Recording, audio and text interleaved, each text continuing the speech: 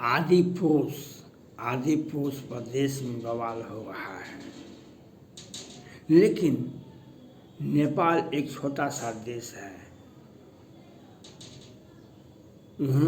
हम नेपाल के सरकार को, नेपाल के महानगर पालिका को और वहाँ के सभी लोगों को हम धन्यवाद ज्ञापन करते हैं। उन्होंने हिंदी सिनेमा पर प्रतिबंध अस्थायी रूप से लगा दिया। हिंदी सिनेमा का मतलब होता है भारत का, मुंबई का फिल्म उद्योग से जो निकलता है फिल्म, और बहुत सारे राज्यों में फिल्म निकलता है।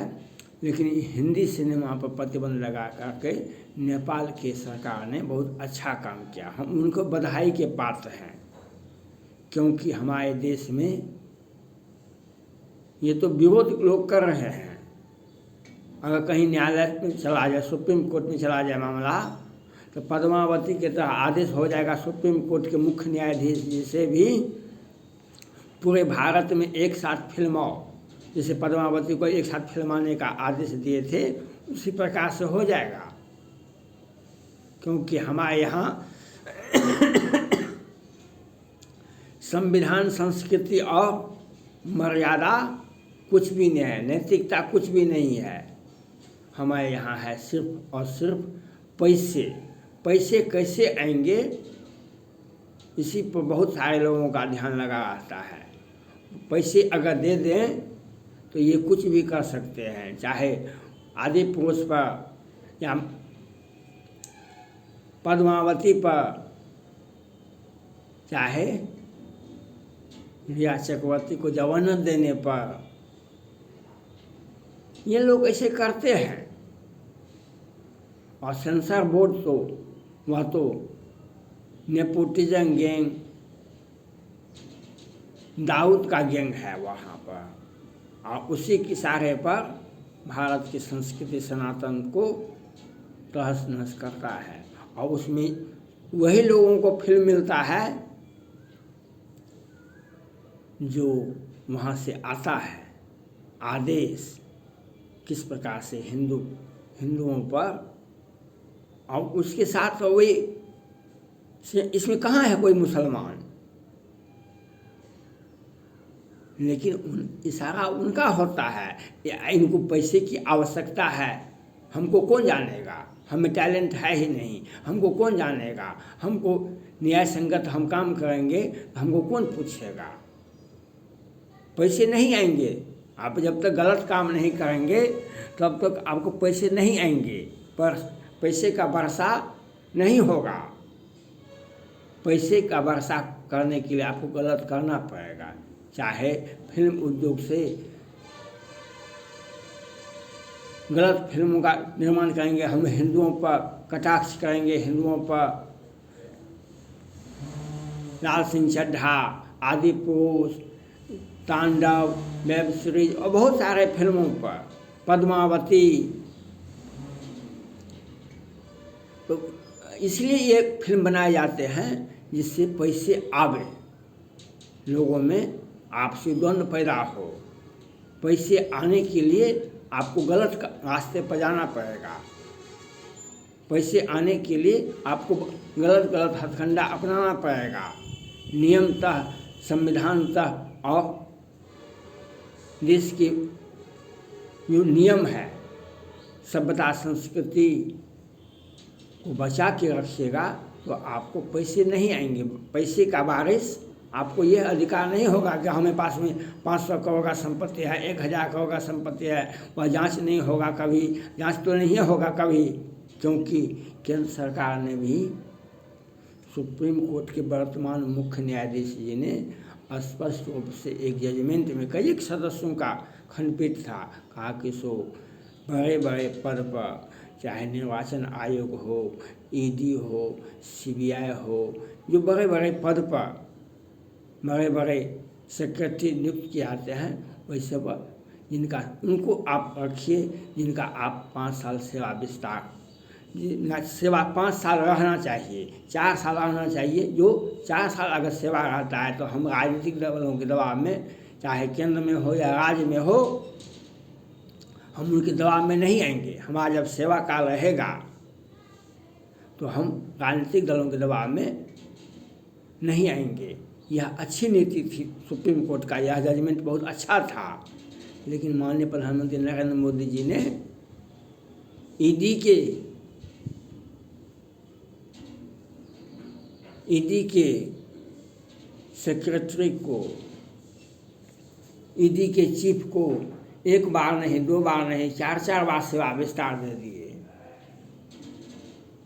ईडी के चेयरमैन को उनको क्यों मिला सेवा विस्तार? वे कहते थे कि हमको पद दे दीजिएगा तो हम आपके दुश्मन को हम पानी पिला देंगे, हम आपके दुश्मन को पानी पिला देंगे। इसलिए बेचारे चरण अगर चाहते कृपा करो हमको भी, तो माननीय केंद्र सरकार ने, माननीय प्रधानमंत्री नरेंद्र मोदी जी ने, वित्त मंत्रालय ने उन्हें सेवा विस्तार दे दिया। मामला सुप्रीम कोर्ट में गया, सुप्रीम कोर्ट ने कहा कि सो टिप्पणी कर दिया, अपना खेला खत्म, उन पर FIR होना चाहिए। आप दूसरे का अधिकार छीने हैं, आपको क्यों सेवा विस्तार मिला है? 1 बार नहीं, 2 बार नहीं, 3 बार। इनकी संपत्ति, ईडी के कमिश्नर का संपत्ति जांच होना चाहिए, इनके पास में कितना संपत्ति है। लेकिन सुप्रीम कोर्ट ने FIR दर्ज करने का, टिप्पणी ही मात्र सफिशियंट है, टिप्पणी ही कर दिए हम बहुत हो गया। क्योंकि अपने लोगों को संरक्षण देना देश में एक न्याय बन गया है, एक न्याय व्यवस्था बन गई है। ईडी के कमिश्नर को कई बार सेवा विस्तार मिल गया। मैं माननीय प्रधानमंत्री नरेंद्र मोदी जी से अपील करना चाहता हूँ, जब आप यह कहते हैं हम नहीं खाएंगे, नहीं खाने देंगे, तो ईडी के कमिश्नर को कई बार सेवा विस्तार क्यों मिला? और IAS नहीं थे और सेक्रेटरी नहीं थे।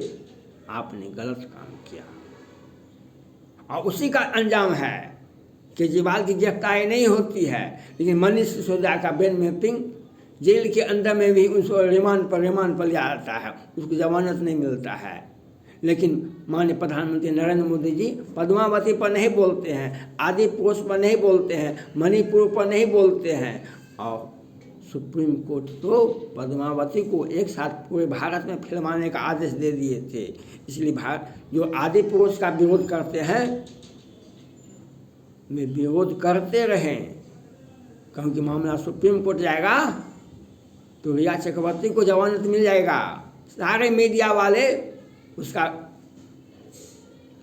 इंटरव्यू प्रसारित करेंगे, अमिताभ बच्चन जी उसे फिल्म में उनके साथ काम करेंगे और सुशांत सिंह राजपूत को न्याय नहीं मिलेगा। इसलिए अगर सुप्रीम कोर्ट जाएंगे, जिस प्रकार से पद्मावती को पूरे भारत में फिल्माने का आदेश मिला था सुप्रीम कोर्ट के तत्कालीन चीफ जस्टिस से, वैसे ही आदि पुरुष को पूरे भारत में फिल्माने का आदेश मिल जाएगा। क्योंकि हमें एक ही चीज़ की भूख है, हमें पद मर्यादा और देश का सभ्यता संस्कृति को नहीं बचाए रखना है। हमको पैसे से नहला दो, हम पैसे बराबर हमको तोल दो, हमको क्या 1000 करोड़ का संपत्ति हो जाए, हमको यह देखना है। हमको पद का दुरुपयोग करने का अभ्यस्त हो गए हैं हमको पद का दुरुपयोग। और ये कौन जानता था मनोज मुंशी को? ऐसा फिल्म बनाएंगे तब तो जानेगा हमको। अब यह कहते हैं कि हम कैंची चला देते हैं, हम हटा देते हैं। अरे हटाइएगा नहीं, आपको तो लोकप्रियता मिल गई, क्योंकि गलत काम करना।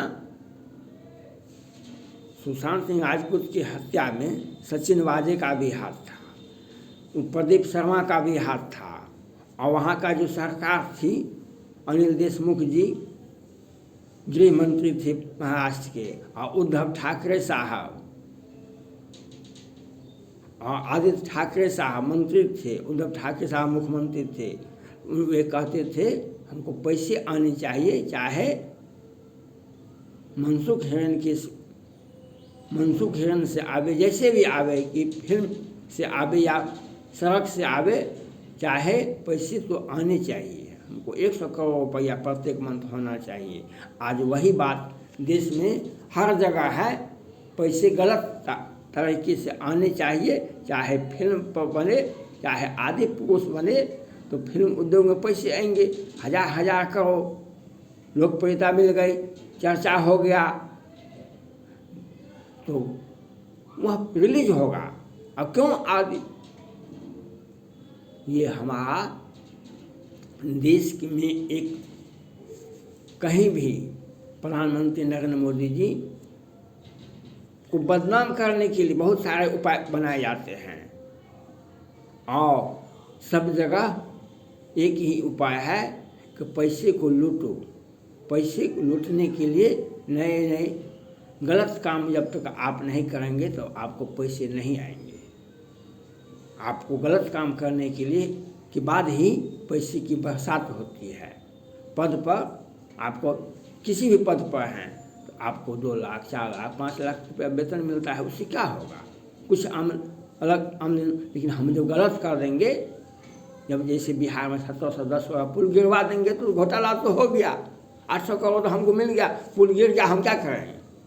कारण तो ज़्यादा था गंगा जी में। तो ऐसे ही गलत फिल्मों का हम फिल्माएंगे, आदि पुरुष को, पद्मावती को, ऐसे को, वहाँ से पैसा आएगा तो बाजार में पैसा आ जाएगा, तो नेपोटिज्म गैंग को भी, जम्मू कश्मीर में भी उसको पत्थर फेंकने वाले को भी मिलेगा। देश की बहुत सारे संस्थाओं को पैसा मिलता है। एक जगह पैसा निकलता है तो बहुत जगह पैसा जाता है, वह बंटवारा होता है। क्योंकि हम आपको प्रोटेक्शन क्यों देंगे, आपके पीछे क्यों रहेंगे, आपके हम बात के निर्णय को काहे सहमति देंगे? तो हमको हिस्सेदारी चाहिए भाई। पैसे कमाने के लिए एक व्यक्ति होते हैं, उसको बांटने के लिए बहुत सारे व्यक्ति होते हैं। यही हमारा भारत का अर्थव्यवस्था को, अपना निजी संपत्ति को विस्तार करने का एक हथकंडा है। आदि पुरुष हो या पद्मावती हो या लाल सिंह चड्ढा हो, बहुत सारे फिल्मों को आपका व्यक्तिगत संपत्ति कैसे विकास होगा, आपका व्यक्तिगत संपत्ति कैसे बढ़ेगा? एक व्यक्ति ने काम किया, एक व्यक्ति ने बैंक लूटा, दूसरा व्यक्ति ने बैंक लूटा, उसको 5 आदमी बांटा। उसी प्रकार से पैसे कैसे आवे, इसलिए कहीं अगर सुप्रीम कोर्ट आप चले जाइएगा, न्यायालय चले जाइएगा, तो पद्मावती की तरह आपको पूरे भारत में फिल्माया जाएगा। क्योंकि हमारा क्या कहा जाए, किससे कहा जाए, हमारा व्यक्तिगत संपत्ति का विस्तार करने के लिए आदि पुरुष पद्मावती और सुशांत सिंह राजपूत को न्याय नहीं देना अपनी व्यक्तिगत संपत्ति का विस्तार करने का एक रास्ता है। थैंक्स।